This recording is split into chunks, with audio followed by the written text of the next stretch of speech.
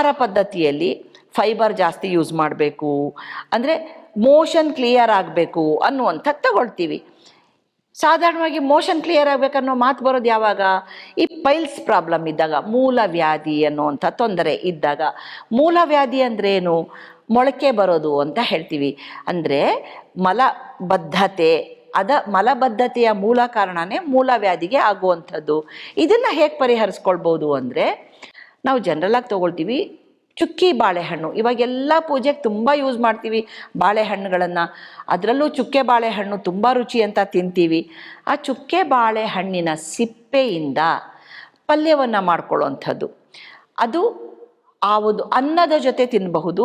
ಮೂಲವ್ಯಾಧಿ ಇರ್ತಕ್ಕಂಥವ್ರು ಗಟ್ಟಿ ಪದಾರ್ಥ ತಿನ್ನೋದು ನಿಷೇಧ ಇರುತ್ತೆ. ಚಪಾತಿ, ರೊಟ್ಟಿ, ಮುದ್ದೆ ತಿನ್ನೋದು ನಿಷೇಧ ಇರುತ್ತೆ. ಯಾಕೆಂದರೆ ಮಲಬದ್ಧತೆ ಜಾಸ್ತಿ ಆಗುತ್ತೆ, ಅಂದರೆ ಹಾರ್ಡ್ ಮೋಷನ್ ಆಗುತ್ತೆ. ಹಾರ್ಡ್ ಮೋಷನ್ ಆದಾಗ ಮೂಲವ್ಯಾಧಿಯವರಿಗೆ ತುಂಬ ತೊಂದರೆ ಆಗುತ್ತೆ. ಅದನ್ನು ಮೃದುವಾದ ಅನ್ನದ ಜೊತೆಗೆ ಸೇವನೆ ಮಾಡುವಂಥದ್ದು.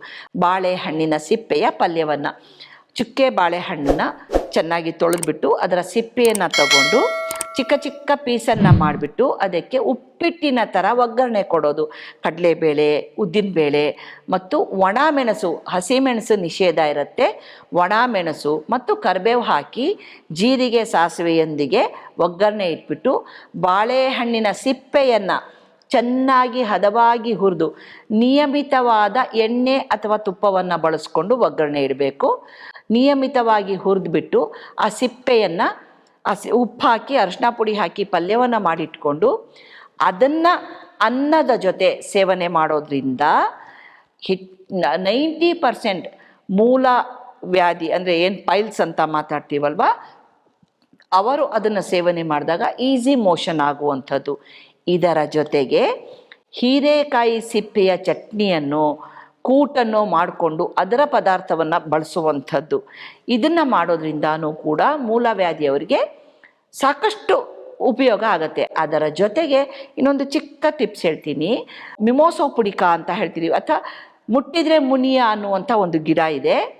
ಆ ಗಿಡದ ಬೇರನ್ನು, ಮೂಲ ಬೇರು ಅಂದರೆ ತಾಯಿ ಬೇರು ಅಂತೀವಿ, ಮದರ್ ರೂಟ್ ಅಂತೀವಿ, ಆ ರೂಟನ್ನು ಕಿತ್ತುಬಿಟ್ಟು ಅದನ್ನು ಒಣಗಿಸಿ ಅದಕ್ಕೆ ಬೇರೆ ಯಾವುದಕ್ಕೂ ಇಟ್ಟು ಸುಡೋದಲ್ಲ, ಸ್ವಯಂ ಭಸ್ಮ ಮಾಡುವಂಥದ್ದು. ಚೆನ್ನಾಗಿ ಒಣಗಿದ ನಂತರ ಆ ಬೇರಿಗೆ ಬೆಂಕಿ ಹಚ್ಚಿ ಭಸ್ಮ ಆದ ನಂತರ ಅದನ್ನು ಬೆಣ್ಣೆಯಲ್ಲಿ, ಹಸುವಿನ ಬೆಣ್ಣೆಯಲ್ಲಿ ಕಲಸಿಬಿಟ್ಟು ಒಂದು ಲೇಪಂ, ಅಂದರೆ ಒಂದು ಮಲಾಮ್ ಥರ, ಆಯಿಂಟ್ಮೆಂಟ್ ಥರ ಒಂದು ಗಾಜಿನ ಬಟ್ಲಲ್ಲಿ ಇಟ್ಕೊಂಡು ಅದನ್ನು ಮೂಲವ್ಯಾಧಿಯ ಮೊಳಕೆಗೆ ಹಚ್ಚೋದ್ರಿಂದ ಅಲ್ಲಿ ಇರುವ ಗಾಯ ಗುಣವಾಗತ್ತೆ.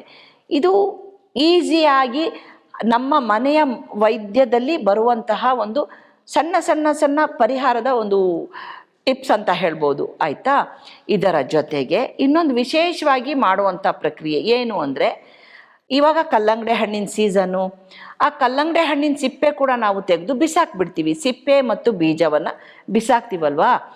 ಕಲ್ಲಂಗಡಿ ಹಣ್ಣಿನ ಬೀಜವನ್ನು ಒಣಗಿಸ್ಕೊಂಡ್ಬಿಟ್ಟು ಅದನ್ನು, ಇವಾಗ BP ಇರ್ತಕ್ಕಂಥವ್ರು ಆ ಬೀಜವನ್ನು, ಅವರ ಒಂದು ಹಿಡಿಯಷ್ಟು, ಅವರ ಕೈಯಲ್ಲಿ ಬರುವಷ್ಟು ಒಂದು ಹಿಡಿ ಬೀಜವನ್ನು ಕುತ್ಕೊಂಡು, ಅದರಲ್ಲೂ ಕೂಡ ಸಾಧ್ಯವಾದರೆ ಚಕ್ಕಲ್ ಬಟ್ಟೆ ಹಾಕ್ಕೊಂಡು ಕೂರಬೇಕು. ಚಕ್ಕಲ್ ಬಕ್ಕಲ್ ಊಟಕ್ಕೆ ಕೂತ್ಕೊಳ್ತೀವಲ್ಲ, ಆ ರೀತಿ ಕೂತ್ಕೊಂಡು ಆ ಸಿಪ್ಪೆಯನ್ನು ನಾವೇ ಬಿಡಿಸ್ಕೊಂಡು ತಿನ್ನೋದ್ರಿಂದ BP ಕಂಟ್ರೋಲ್ ಆಗುತ್ತೆ.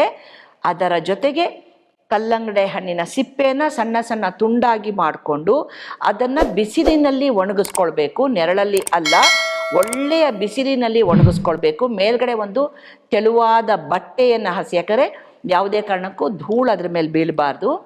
ಈ ರೀತಿ ಕಲ್ಲಂಗಡಿ ಹಣ್ಣಿನ ಸಿಪ್ಪೆಯನ್ನು ಒಣಗಿಸಿಕೊಂಡು ಅದನ್ನು ಒಂದು ಡಬ್ಬದಲ್ಲಿ ತುಂಬಿಸ್ಕೊಂಡು 1 ವರ್ಷದ ತನಕ ಬಳಸಬಹುದು.